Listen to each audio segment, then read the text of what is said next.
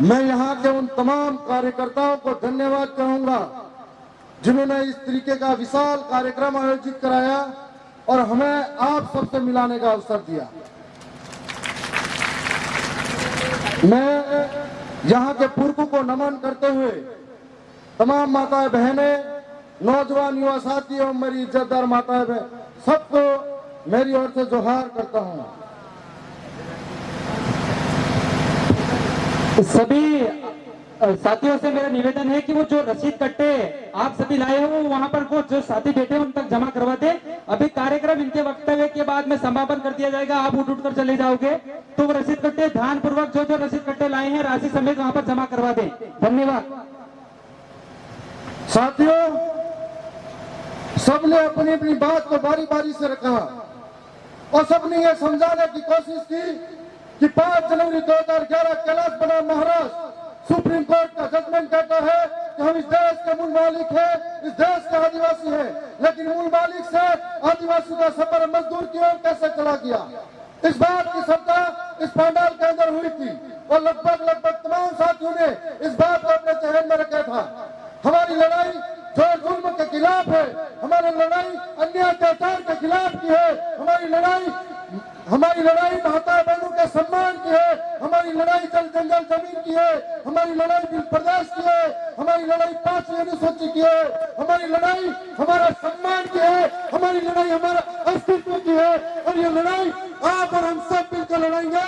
मैं एक आदिवासी हूँ, उससे पहले मैं किसान का बेटा हूँ और ये लड़ाई इस जमीन की है, किसान की है और लड़ाई हम सब मिलकर लड़ेंगे तो संभव होगा।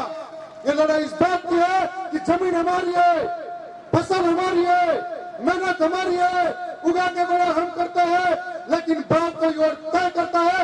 ये लड़ाई उस बात की है और इस बात को आपको समझना पड़ेगा। आज इस जमीन के सबसे पुराने बासिंदे हमें, लेकिन आपको सरकारों ने आज तक आजादी के बाद भी हमारी स्थिति की ओर ध्यान नहीं दिया। हम आर्थिक रूप से, सामाजिक रूप से, शैक्षणिक रूप से और राजनीतिक रूप से हमेशा हाशिए की ओर चले गए। हम पिछड़ते चले गए, सरकारें आई गई, लेकिन हमारे को आज तक वोट बैंक के लिए इस्तेमाल किया, वोट बैंक के लिए इस्तेमाल किया, हमारी स्थिति को सुधारने की ओर ध्यान नहीं दिया, बल्कि सरकार की नजरें हमारी जल जंगल जमीन पर पड़ी रही। और आज कभी भी आदिवासी का विस्तार, सबसे ज्यादा विकास के नाम पर आदिवासी विस्थापित हुआ, कभी फैक्ट्री के नाम से, कभी डैम के नाम से, तो कभी वन के नाम से, कभी टाइगर रिजर्व के नाम से, तो कभी किसी और नाम से। जब भेजा गया तो आदिवासियों की जिंदगी को कोई समझा नहीं उन्होंने, इसलिए तो इस बात को समझना पड़ेगा। और हमारी जमीनें सुरक्षित रहेगी तो हम सुरक्षित रहेंगे, इस बात को समझना पड़ेगा। इस बात को भी समझना पड़ेगा कि आज तक सरकारें आई गई, हम लोगों ने हमारा कर्तव्य था जो निभाया था, लेकिन हम लोगों के लिए, नौजवानों के लिए क्या व्यवस्था इन सरकारों ने की थी। आज नौजवानों के लिए कोई व्यवस्था नहीं है तो सबसे ज्यादा पलायन अगर होता है वो आदिवासी का होता है, सबसे ज्यादा अपनी भूखमरी का इलाका है तो वो यहाँ का है।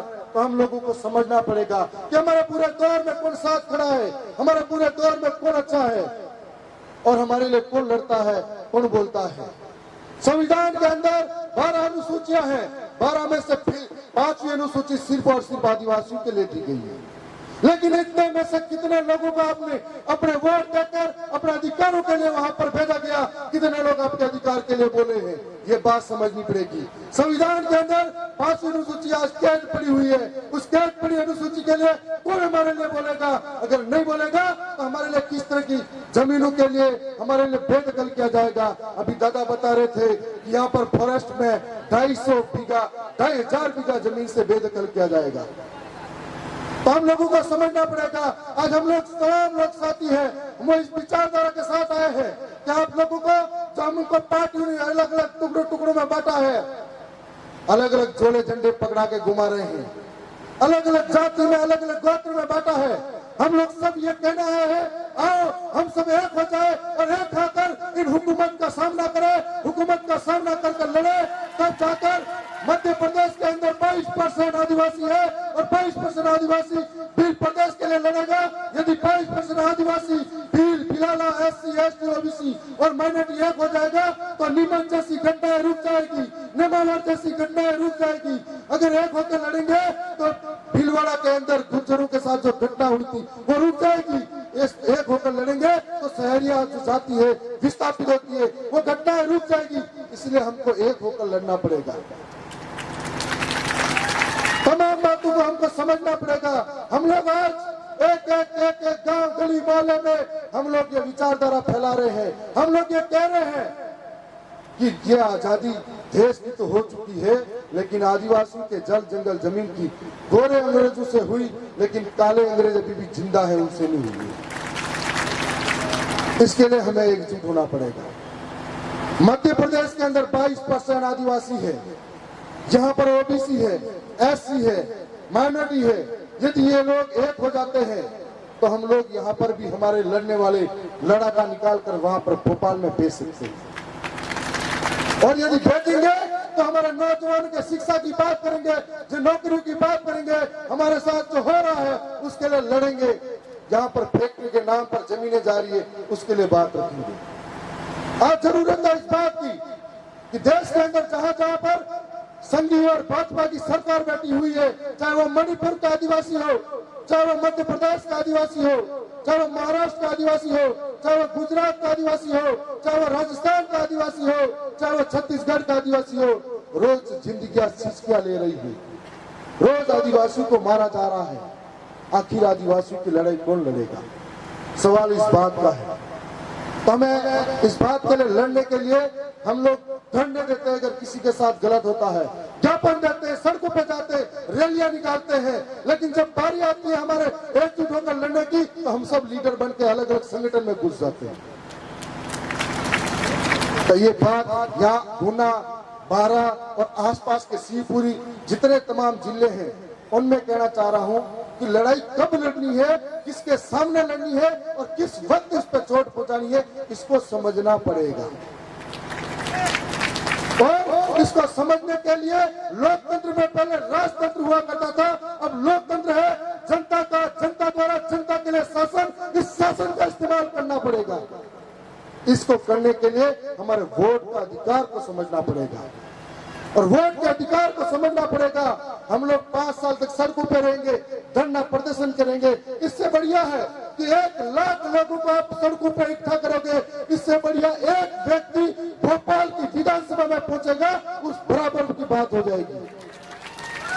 तब आपकी आवाज वहां पर सुनी जाएगी, तब आप कहोगे वहां पर जाके सरकार के सामने, जो सरकार आदिवासियों के दर्द को देख नहीं सकती वो अंधी है, जो सरकार जो आदिवासियों के दर्द को सुन नहीं सकती वो बहरी है, वो गूंगी है, जो आदिवासियों के दर्द पर बोल नहीं सकती, उसके सामने अपने कान के पर्दे खोलने वालों को भेजेंगे, तब हमारा समाधान शुरू होगा।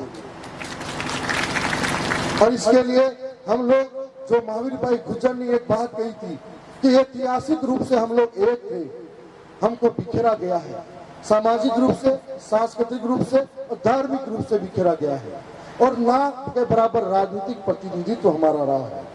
तो इन तमाम बातों के लिए, जहां पर इस कार्यक्रम से बहुत कुछ सीखे हो आप लोग, बहुत कुछ समझे हो, तो आप इस बात को समझकर अपने अपने जहन में डालना है, अपने अपने घर पे करनी है और अपने अपने आसपास के लोगों को समझाना है जो यहाँ तक नहीं पहुंच पाए हैं।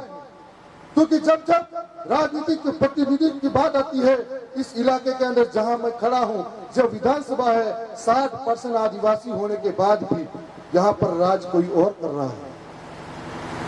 जिस इलाके में हम लोग खड़े हैं वह राज कोई और कर रहा है। और सुना है कि शहरिया अलग जाता है, सुना है कि भील मीणा अलग जाता है, सुना है कि बिलाल अलग जाता है, और सब अलग अलग जाते हैं। तो जितना कटोगे, जितना बटोगे उतना ही कटोगे, और जितना जुड़ोगे इतना सुरक्षित रहोगे।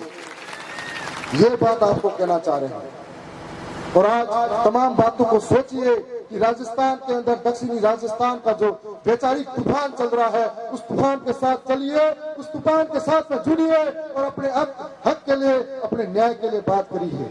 मैं राजस्थान की विधानसभा में सदस्य हूँ, उसके लिए धैर्यवाद विधानसभा की जनता और वहां के कार्यकर्ताओं का आभार और धन्यवाद करता हूं।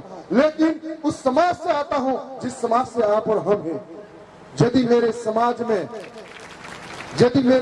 में कहीं पर भी किसी के साथ भी अत्याचार होता है, अन्याय होता है, तो मुझ थावर चंद डामर को ऐसा लगता है उसके शरीर पे किसी हिस्से पर चोट पहुंचाई गई है, तो मैं आपसे वादा करके जाऊंगा कि जब जब मध्य प्रदेश के अंदर हो, चाहे कहीं और भी हो, आदिवासियों के साथ में चोट पहुंचाएगी तो राजस्थान की विधानसभा से या फिर कहीं पर भी जहां से भी होऊंगा, आपके लिए हमेशा आवाज उठाऊंगा। यह आपको विश्वास दिला रहा है। चाहे लड़ाई किसान की होगी, मजदूर की होगी या नौजवान की होगी, चाहे लड़ाई शिक्षा की होगी, सबके लिए आवाज उठाऊंगा।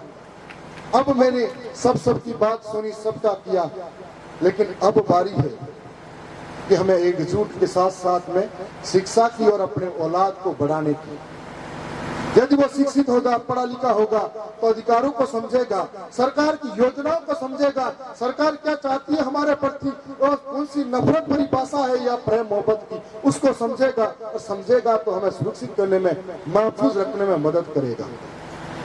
और इन बातों को समझना पड़ेगा। हम लोग आए, कई कार्यक्रम मनाते, बिरसा मुंडा की जयंती, अंबेडकर की जयंती, 9 अगस्त के कार्यक्रम, डीजे बजाए नाचे, लेकिन उन्होंने क्या योगदान किया उसको समझे ही नहीं। तो ये कार्यक्रम मनाने का क्या मतलब है? इन तमाम बातों को समझना पड़ेगा और संविधान को समझना पड़ेगा। हमको इतने सारे अधिकार दिए हुए, ग्राम सभा का प्रावधान दिया गया है और हमें हमारे खिलाफ, हमें हमारे ही लोगों को लड़वाया जाएगा।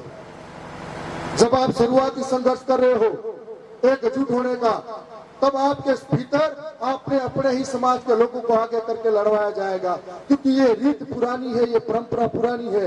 ये बिरसा मुंडा के समय की थी, ये महामानव बिरसा मुंडा और टंट्या मामा के समय में थी और आज भी चली आ रही है। क्योंकि कुछ लोग समाज में स्वार्थी होते हैं और आज के इस कार्यक्रम के बाद में न उनको नींद आएगी कैसे तोड़ा जाए, कैसे रोका जाए। परंतु आपको ठान लेना है, विचारधारा का तूफान बंद नहीं होना चाहिए। जब तक बंद नहीं होना चाहिए, जब तक हमारी जमीनें सुरक्षित नहीं होती, जब तक बंद नहीं होना चाहिए, जब तक किसान को हक नहीं मिल जाता, जब तक विचारधारा का तूफान थमना नहीं चाहिए, जब तक हमारे यहाँ पर शिक्षा की व्यवस्था बेहतर नहीं हो सकती, जब तक थम नहीं जाना चाहिए, जब तक हमारे अत्याचार बंद नहीं हो जाते, और जब तक बंद नहीं होना चाहिए, जब तक 5वीं अनुसूची लागू नहीं होती, और जब तक बंद नहीं होना चाहिए, जब तक बिल प्रदेश नहीं बन जाता।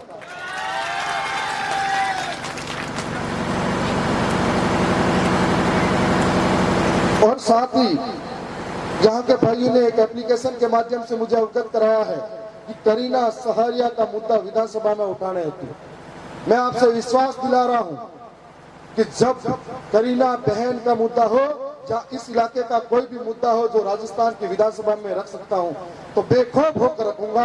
आपको ये विश्वास दिला के जा रहा हूँ। और साथ ही साथ किसी और तरीके का भी मुद्दा होगा वो भी रखूंगा। तमाम बातें आपने सबने सुनी है, समझी है। मैं उम्मीद करता हूं कि बहुत सारे लोगों को घर जाना है, सोचते होंगे लास्ट में बोले गया ठीक है पर अबे घरे भी जाऊं लेट वेरिया। तो मैं आप सबसे यही कहना चाहूंगा कि जितने समाज में पढ़े लिखे हैं, नौजवान हैं, और साथ साथ में जितने भी लोग हैं पैसों से थोड़े बहुत सक्षम हैं, आइए ये मौका है समाज को आगे ले जाने का। थोड़ा थोड़ा हिस्सेदारी अपनी निभाए, आर्थिक रूप से निभाए, सामाजिक रूप से निभाए, सांस्कृतिक और शैक्षणिक रूप से निभाए, और सब मिलकर अगर ये कारवां बढ़ाएंगे तो एक मुट्ठी बन जाएगी और एक ताकत बन जाएगी। फिर जोर जुल्म की लड़ाई में हम हमेशा जीतते आएंगे। और आज तक इतिहास रहा है कि आदिवासियों ने कभी हार मानी नहीं है। पहले तीरों से लड़े थे, अब कलम से लड़ेंगे, ये आपको कहना चाह रहे हैं। पुनः मैं तमाम साथियों का बहुत बहुत धन्यवाद करूंगा। आज के इस कार्यक्रम को जो आयोजन किया, जिसने यहाँ पे मदद की है, उन तमाम साथियों को धन्यवाद। मेरी ओर से आप सबको जोहार। जय भीम, जय आदिवासी, जय भीम प्रदेश।